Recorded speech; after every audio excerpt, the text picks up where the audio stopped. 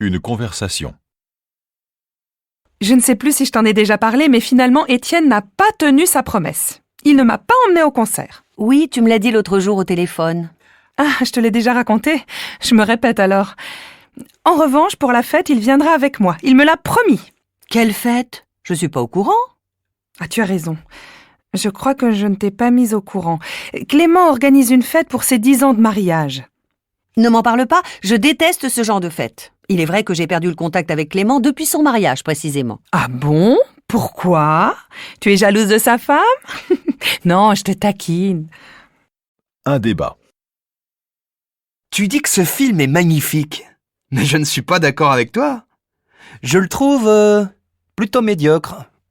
À mon avis, c'est un catalogue de clichés, ça n'a pas grand intérêt. Mais non, Boniface, je dis simplement que l'image est superbe, les paysages sont splendides, même si, je le reconnais, l'intrigue manque un peu de consistance. Un peu, ouais. L'image ne fait pas tout le film. Certains critiques ont parlé de chef-d'œuvre, ce qui me semble franchement exagéré. Moi, je n'ai jamais prétendu que c'était un chef-d'œuvre. Par contre, je ne partage pas ton opinion. Ce film ne manque pas d'intérêt. Et pourtant, Virginie, tu as parlé d'un film magnifique. Le ton monte. Zora, donne-moi au moins ton avis sur la question. Pourquoi est-ce que tu me le demandes? Ça ne sert à rien, tu ne m'écoutes jamais. C'est comme l'histoire de la réunion l'autre jour. Quelle réunion? Tu ne m'en as jamais parlé. Jérôme, bien sûr que si. C'est toujours la même chanson. Qu'est-ce que tu veux dire par là? Tu veux dire que je mens? Mais je n'ai jamais dit ça. Le problème avec toi, c'est que tu prends toujours mal les choses. Oh, et puis zut, j'en ai assez. Une soirée tendue. Pourquoi est-ce que Frédéric n'est pas venu? C'est peut-être à cause de sa timidité.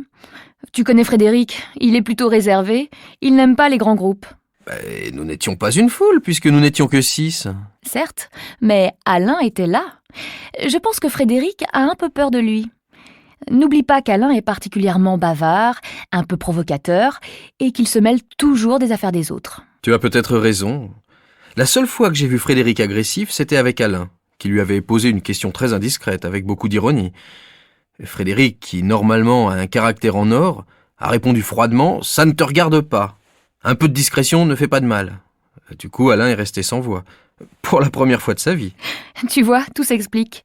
La prochaine fois, invite Frédéric avec la douce et jolie Manon. Bonne idée.